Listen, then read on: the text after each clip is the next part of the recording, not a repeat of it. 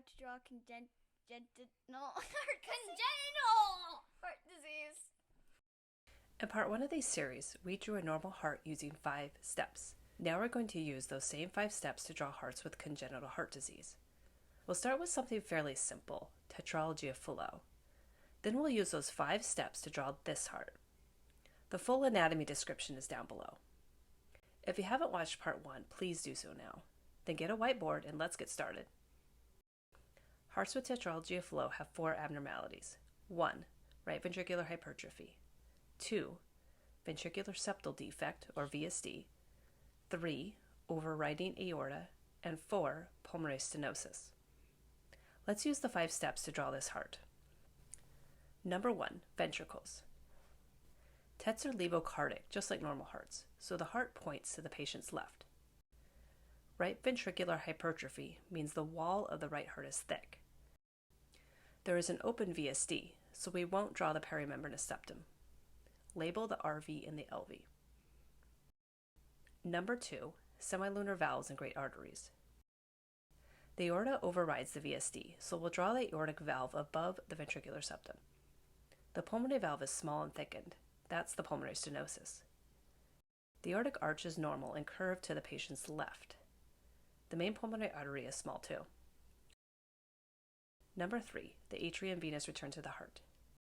You may have noticed that we already drew all the abnormalities in TET in the previous 2 steps, so everything from here will be the same as a normal heart. 4 pulmonary veins return to the left atrium. The right atrium get the superior vena cava and the inferior vena cava.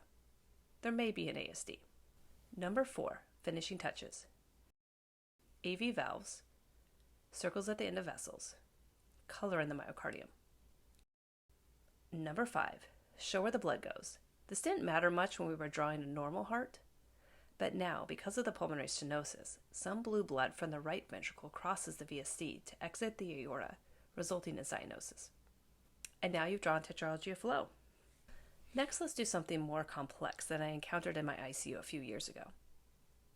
This heart has dextrocardia with L-looped ventricles and is a right dominant atrioventricular canal with double outlet right ventricle, pulmonary atresia, heterotaxy, bilateral SVC, right-sided IVC, left-sided hepatics, and a BT shunt placed. It looks a mess, but if we use the 5 steps, we can draw this easily. Number 1. Ventricles. Unlike the previous hearts we drew, this heart has dextrocardia. The heart points to the patient's right. Right dominant means the right ventricle is bigger and the left ventricle is smaller.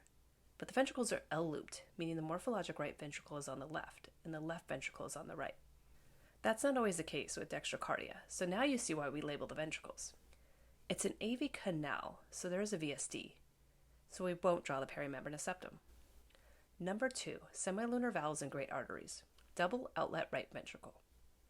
That means the aorta is above the left-sided right ventricle more than the left ventricle. Now, double outlet sounds like the pulmonary valve should also be above the right ventricle, but this patient has pulmonary atresia, so there is no pulmonary valve at all.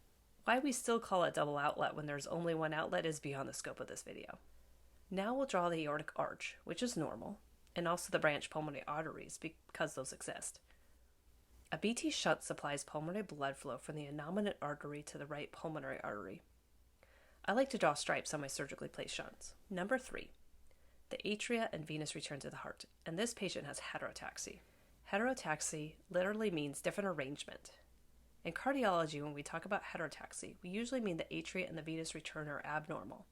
So let's break this down. All 4 pulmonary veins return to the left-sided atrium. That's normal. Bilateral SVC, with the left-sided SVC to the left atrium and the right-sided SVC to the right atrium. IVC to the right-sided atrium.